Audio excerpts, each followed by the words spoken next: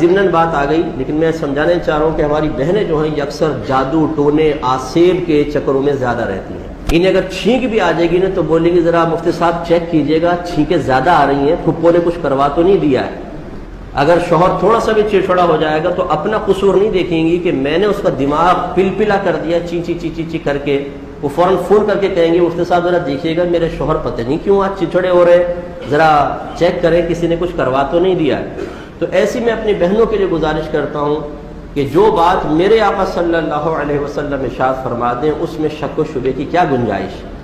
تو ان چیزوں کو بنیاد بنائیے تو انشاءاللہ وساوس سے آزاد ہوں گے۔ مثال کے طور پہ حضرت ابن مسعود رضی اللہ تعالیٰ عنہ کہتے ہیں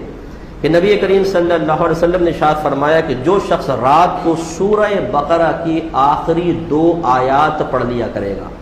لمبا وظیفہ تو نہیں ہے نا، صرف آخری 2 آیات سرکار فرماتے ہیں پڑھ لیا کرے گا، وہ اس کو کافی ہو جائیں گی۔ کس سے کافی ہو جائیں گی؟ شارحین یہ فرماتے ہیں صحابہ کرام کے اقوال اور افعال اور ان کی تعلیمات کی روشنی میں کہ اللہ تعالیٰ اس کو مصائب اور آلام سے بچائے گا، ناگہانی آفات سے بچائے گا اور شیطانی اثرات سے محفوظ کر دے گا۔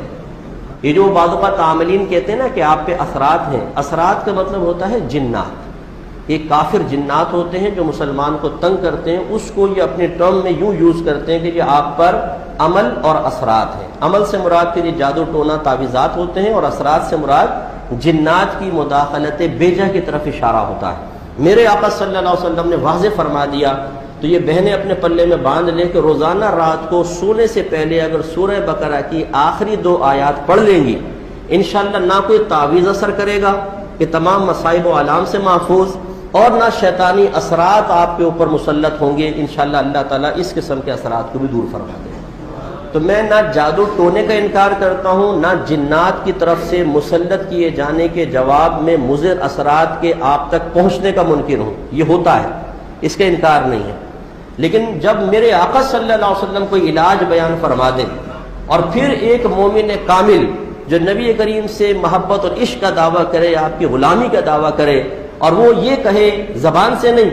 لیکن اس کا دل یہ کہے کہ یار مجھے اس بات پہ اتنا کامل یقین نہیں آ رہا، میں کسی عامل کے پاس چلتا ہوں، تو پھر اس کو اپنے دل کا علاج کروانا چاہیے۔ جب میرے آقا نے فرما دیا، گارنٹی دے دیے کہ سورہ بقرہ کے آخری 2 آیات پڑھیں،